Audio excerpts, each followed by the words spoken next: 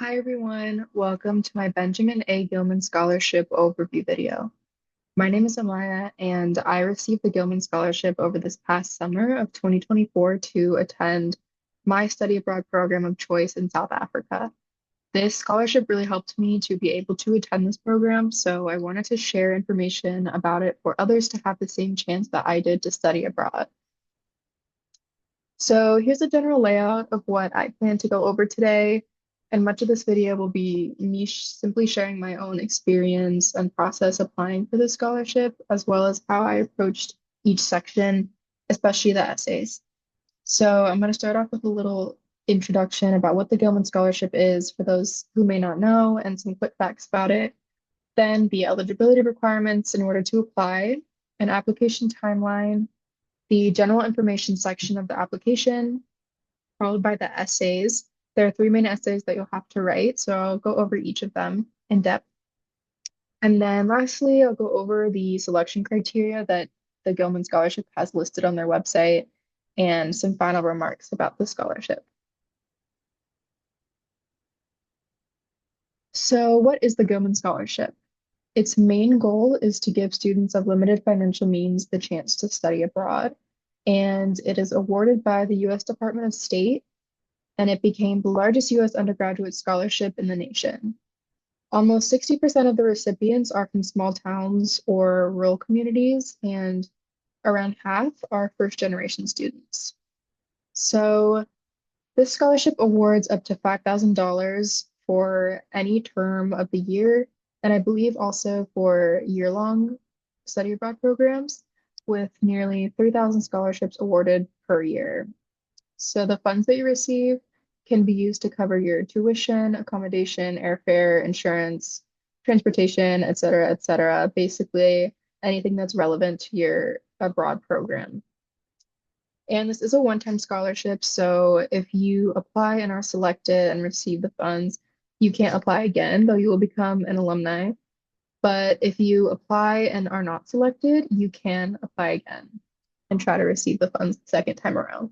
One last thing to know is that around 1 in 4 people are awarded the scholarship, so you have about a 25% chance of being selected. So there are 6 eligibility requirements in order to be able to apply. First, you have to be a citizen of the United States. You must be in good academic standing at an institution of higher education in the United States. That could be a 2-year or a 4-year institution. And this doesn't mean that you have to have a certain GPA because there's no minimum GPA requirement. You just have to be in good academic standing according to your university. Next, you have to be a Pell Grant recipient, and you can be either receiving a Pell Grant during your time of application, or you can have proof that you will be receiving it during the time of your study abroad program. Next year program must be eligible for academic credit and can be transferred back to your home institution. You must have proof of program acceptance, which is required prior to the award disbursement. You don't need it at the time of the application, but before you get your funds, you have to prove that you are going on a study abroad program. And lastly, your location of interest must be within an overall travel advisory of 1 or 2, which, if you don't know, you can check on travel.state.gov, the website listed right here. So here's an overview of the application process. It's pretty simple with only a few main parts. I think the biggest part would be your essays, 3 main essays. That's probably the most time consuming part of the application. So make sure you spend a lot of time on those. Then you just have to upload your transcript. Um, I believe unofficial transcripts are okay. And then you must input your general program information of interest. And then you have to select your advisors at your university, who will then have to certify your application and make sure everything's correct, which is step 2. So you have to input your study abroad advisor and your financial aid advisor for your school, which I found to be slightly confusing to figure out at first. So I recommend looking into that well before the application deadline is due, so you don't find yourself scrambling last minute. And then you're done. That's it. Your application will be complete and ready to review after you include all those steps. So for UC Davis, where I go to school, this is a list of the advisors that you can put in your application depending on what your program is. UC Davis Quarter Abroad, Summer Program, and UC EAP and independent programs. The first row shows the study abroad advisors, and then the second row shows the financial aid advisors. And if you have any additional questions or you're still unsure, you can search their names or their emails and reach out to them. Yeah, so remember that the first row is study abroad, second row is financial aid. So here's some tips for the general information section of the application. The first one is talk to your advisors. I wrote here that you should let them know that you're applying in advance, but that's actually not a requirement, at least for UC Davis. Your advisors can still verify your application, even if you did not explicitly let them know that you are applying. However, I do recommend seeing your study abroad advisors to get as much information as you can about your program and other logistic information like that. Similarly, the second tip is to visit your financial aid office. In your application, you'll need to include the estimated total cost of your program, as well as how much of your individual financial aid can be applied to the program of interest, which is very difficult to figure out on your own. So I recommend making an appointment early to make sure you're inputting the right information. And also, sometimes the program information, the program costs are not always updated online, so that could be very helpful for you. And this way, it'll also be easier for your advisors to certify your application when the time comes and making sure that everything's correct. Lastly, you'll need a copy of your transcript, so make sure you have that handy and figure out how to obtain one from your school, since the process must be different for every school, and it could be confusing if you don't know where to find it. So next are the essays. There are three main essays that you will have to write that will showcase your personality and your background and your goals apart from your academics, since these people have no idea who you are or anything about you or what your career interests are. So this is your chance to show them and why you should be the one to receive the scholarship. So I'll go more in depth about each one of these and give an explanation of my own process of writing these and how I tackled each one. And I'm not saying that by following my outline or my advice, you're guaranteed a good essay, but this is what worked for me. So first is an essay tip. Again, as all my tips say, start early, since your essays are the best opportunity that you'll have to really get across why you would be a good choice to receive the scholarship and why you want it. If you don't know where to start, there are so many materials online, such as YouTube videos from previous Gilman scholars, or many resources posted on the Gilman website itself that can help you start brainstorming what you want to write.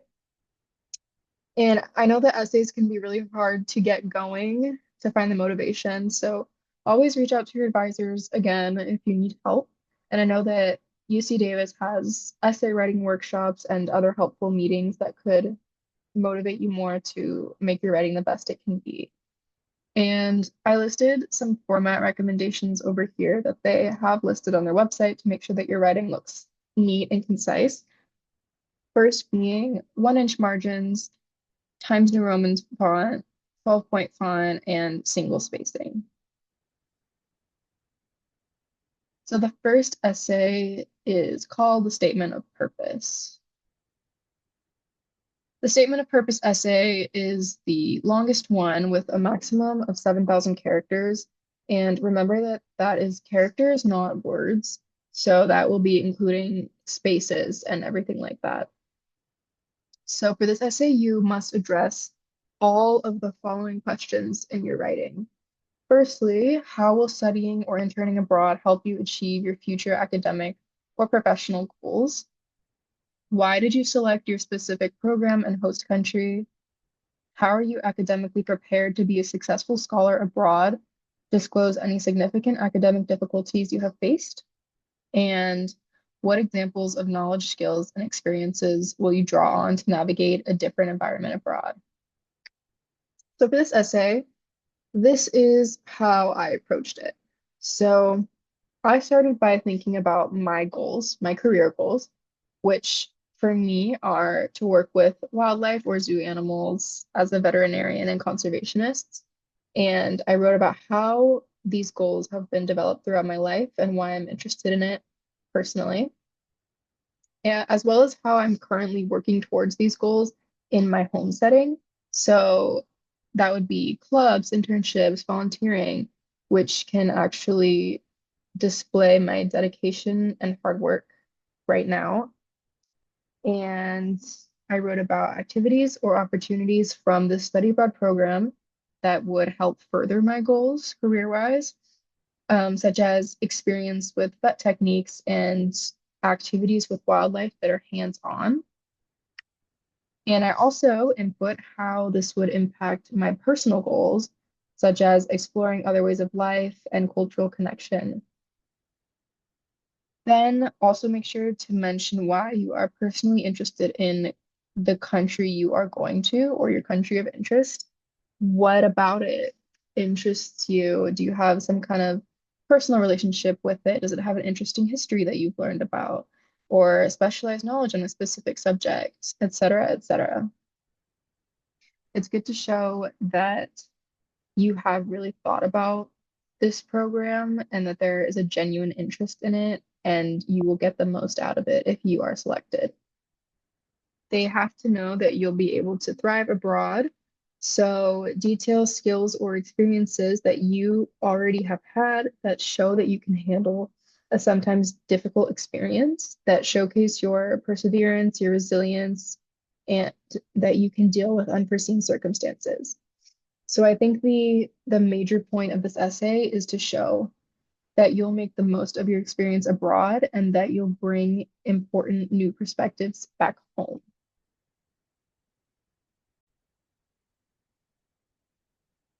Next is the Building Mutual Understanding essay. This essay is the second essay with a maximum of 3,000 characters, and you must address the following questions.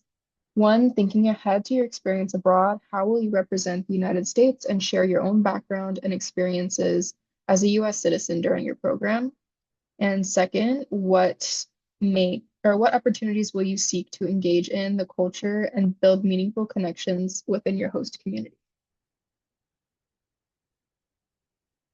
So the main thing to focus on for this essay, in my opinion, is how will you represent the United States while you're abroad? So, how I approach this is first thinking about what I appreciate about the United States and how I personally define its values and how my personal identity has been shaped by living here, as well as what excites me about my country of interest, and that was South Africa, and how I can make the most of cultural exchange when I'm abroad, which was for me, I discussed the parts of my program that allowed for cultural immersion, and that could be visits to your local schools or opportunities to work with the local communities in whatever subject that you are studying and why you're looking forward to that, why that excites you.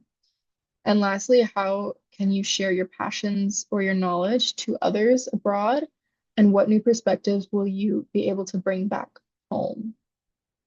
So I think the central part of this essay is really how you will represent the United States and what you can bring back home to your local community.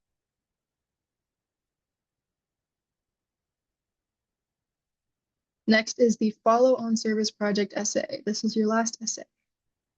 The follow-on service project is a project that Gilman scholars are required to complete after returning home from their study abroad experience, where they will actively promote the Gilman Scholarship and encourage others from their campus or their home communities to pursue study abroad opportunities. So this one is also a maximum of 3,000 characters. And for this essay, you must address these questions. So in no particular order, describe your follow-on service project in more detail. What is your project and how will it increase awareness of study abroad and the Gilman program among your peers in your home or campus community? Identify and explain why you chose the specific community you will be reaching. So this could be first generation students or students of a particular background, LGBTQ plus community at your school, et cetera, et cetera. How will you integrate the impact of your experience abroad into your project? And with which campus departments, student organizations, or community organizations will you collaborate?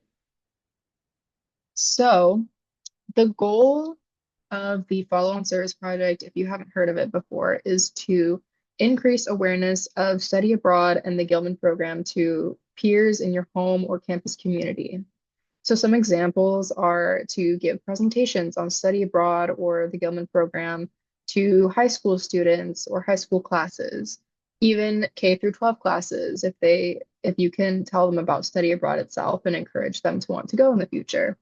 Or you can develop a study abroad information page for your campus website. You can serve as a mentor to potential study abroad students in your major. You could write a blog post, et cetera, et cetera. There's so many different options, and you can come up with so many of your own as long as it's approved by the Gilman network. So the most important part of developing this project is making sure it's feasible, detailed, well planned, and efficient because they want to know that you will actually be able to carry out your proposed plan.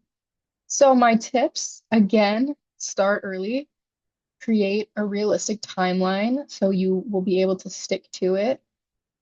Talk with your advisors before you submit. Again, I think your advisors can give you some beneficial information while you're developing your plan to make sure that it's as easy as possible to carry out. I think it's also important to research past projects and reach out with any questions if you need help. And most importantly, make it tailored to your own abilities and your own accessibility and your own interests. If you enjoy writing, you could do a blog post. If you enjoy speaking, you could do presentations. And there's so many different ways you can mix and match your project to be tailored to your own goals. Get it approved and start early. You have 6 months upon return to the United States after your program to complete your project. You are able to request revisions or extensions if necessary, depending on your individual circumstances. So this is a very compact list of the selection criteria that's listed on the Gilman website if you want to be able to read it more in depth. Of who will be selected. So, starting with the impact of the program and the destination on the student's academic and career trajectory. So, from the Gilman website, it states that a successful Gilman applicant will describe how a specific program and destination will enable the applicant to reach their academic and/or career goals. And a successful applicant will also clearly articulate what they anticipate gaining academically and professionally from their experience abroad. And also, you should note that preference for the scholarship will be given to applicants who have not studied abroad before and are in the most financial need. Next is community impact abroad and upon the student's return home. So, one of the missions of the Gilman program is to develop citizen diplomacy through educational exchange. And Gilman scholars represent the United States as citizen ambassadors in their host communities, reflecting a balanced representation of the United States abroad. So it states that a successful Gilman applicant will articulate how they anticipate contributing to the goal of building mutual understanding by sharing their own background and experiences as a U.S. citizen, as well as learning about and building meaningful connections within the host community. And the follow-on service project also ties into this to increase awareness of the study abroad and Gilman program among peers in their home communities.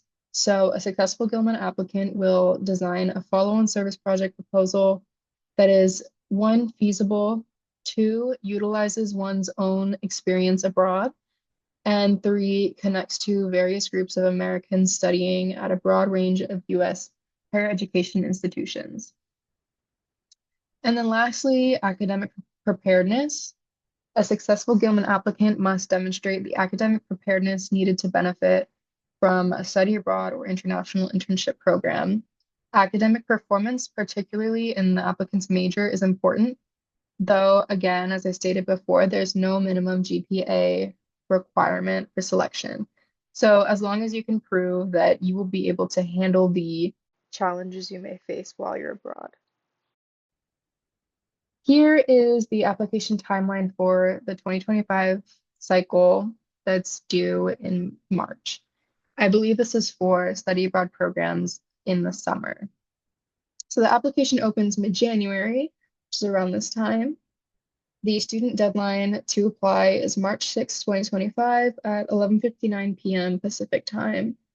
And then your advisors will have until March 13th to certify your application. And then you will receive an email notification of your status of the decision in May of 2025. So that's all I have for today. Thank you for watching. Most of this information can be found on the Gilman Scholarship website if you just look that up. Um, if you want to read more about it or find more materials or resources to help you apply. And the Gilman Scholarship was incredibly beneficial to me, and I would not have been able to go abroad without it. So I really recommend looking into it if you are considering study abroad, but maybe have some financial restrictions. The Gilman staff advisors were extremely helpful all throughout my application and even after and before I was abroad. So don't hesitate to reach out if you need assistance with anything, as well as your advisors from your home universities. You really have so much help around you to help you succeed as much as you can. So thank you for watching and good luck on your study abroad journey.